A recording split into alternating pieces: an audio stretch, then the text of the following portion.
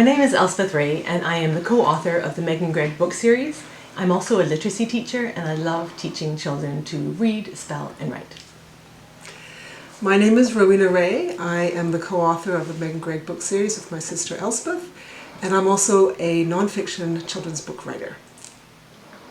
What is the Meg and Greg series? Meg and Greg is a series of decodable books that are written for children who are learning to read in English. Each book has 4 stories, and each of those stories has 5 short chapters. In order for the stories to be at a real beginner reading level, but still to have an interesting storyline, we've designed the books for shared reading. So for each spread, one side is for an adult or a confident reader to read, and the other side is for the learner. Or if the child's a little bit further along in their reading journey, they can just read the whole thing themselves.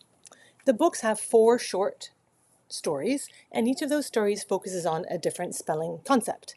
At the beginning of the story, we explain the concept so adults understand what it's all about. And at the end of the story, we have a few practice pages for the kids to practice the skill they've been working on. And don't worry, these are available in PDF version on the Meg and Greg website as well, so you won't have kids writing in the books. The kids' text in the stories is written in a graphic novel style, and it always follows the adventures of Meg and Greg, who are solving problems and having fun, and often with Greg's dog Rocket in tow. There he is.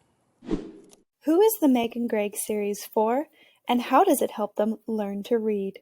The stories are suitable for all beginning readers. They have engaging stories written in text that's controlled in that it introduces and focuses on one concept at a time and doesn't use advanced or difficult words. The books have several features that make them ideal for beginning readers who have the additional challenge of a language-based learning difficulty like dyslexia. They're also appropriate for ELL, English language learners. In particular, the books look and feel like a regular chapter book, so children learning to read at a slightly older age don't feel embarrassed to be seen with a skinny little reader that's been stapled together, while their friends are getting to read real chapter books. And of course, the shared reading model makes the stories accessible and less overwhelming. The books in the series are decodable. What does this mean exactly? In the context of children's literature, decodable means that the book follows the progression of concepts that children usually learn as they are taught to read. So, starting with basic consonants and short vowels, progressing on to digraphs like SH, TH, CH, and so on and so on. The children's text is quite highly controlled so that the beginning reader only practices words that contain the concepts that they've learned so far. At the beginning of each book, we show you what the concepts are that make the book decodable. Therefore, you know which children it would be suitable for if they've learned those concepts. We also introduce a small number of tricky words in each book that have unexpected or confusing spellings. Words like have or give.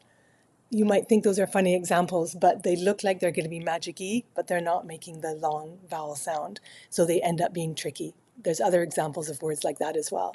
And all of those tricky words are introduced, just a few per book, and they're flagged in the front of the book so that the adults can prepare the kids for them. What are some of the special features that this series has? As well as the language features throughout the story and the shared reading concept, we used design features that some people find helpful for reading. The font mimics as closely as possible the shapes of hand-printed letters. Children begin by learning to print letters, so we think it's important for the letter shapes to be familiar.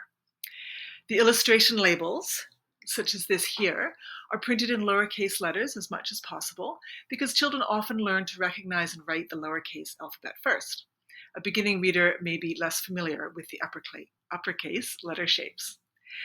The spaces between lines of text on both sides of the pages and also between certain letters are larger than you might see in other books. And lastly, the kids' text is printed on shaded paper to reduce the contrast between text and paper, which is something that some people find helpful for reading. How do you decide which phonics to focus on in each book? We follow a scope and sequence, which is in line with the scope and sequence that most literacy teachers that are teaching with a structured literacy approach tend to use when they're teaching reading and spelling. There's no one absolute right order to introduce phonics and spelling concepts, but most literacy educators follow a scope and sequence that is pretty similar to ours. Ours is comparable to the Orton Gillingham scope and sequence because I'm an Orton Gillingham teacher, and also UFLI, the University of Florida Literacy Institute. The general idea is that you teach concepts in a logical order so that students can build up their knowledge and their ability to tackle more and more difficult words with more and more difficult spelling concepts. And we also try and teach the most frequent phonics concepts and spelling concepts first. How do the books evolve as readers get further along in the series? The concepts introduced in each book get more and more advanced. So starting in book 5, this one here, we introduce not just some phonics concepts, but also prefixes and suffixes and some other spelling rules. Rules like when to drop a letter when adding a suffix, for example. The amount of text for the learner to read gets a little longer as the available spellings and vocabulary gets larger. And starting in this book, book 5, we use a combination of graphic, comic pages and also prose pages like this for the learners to read. So this is transitioning them to reading more of the story text. What inspired you to create the series initially? At the very beginning, it was my frustration in not having stories that were suitable for the students that I was working with. I was working mostly with dyslexic students at the time, and they are learning to read, or were learning to read, at a slightly older than typical age, so ages 8, 9, and even 10. And I wanted stories that were suitable considering the concepts that they had learned so far, so decodable for them, but also interesting and mature enough that it respected their age. So I set about writing them myself, and my sister Rowena helped me, and now we do it completely together. And after we started publishing the stories, it became pretty clear that they're suitable for all kids learning to read. So whether they're reading at a slightly older than usual age or more typical age, sort of ages 5 to 7. How do you approach writing the books together? We write all parts of the books together, the stories, the explanations for adults, the activities. Elspeth brings her in-depth knowledge of phonics and teaching from the work she does with young students, and I bring my experiences from my other life as a nonfiction writer, editor, and writing coach. We work and write together on the telephone and using a shared online document open between us. We don't live in the same city, so we talk and write together a few times a week, literally editing each other's words and sentences as we go. And 2 or 3 times a year, we also get together in person on one of our favorite Gulf islands, which inspired Stardust Island in book 4. And we spend 3 long but productive days working together, writing, and laughing a fair bit too.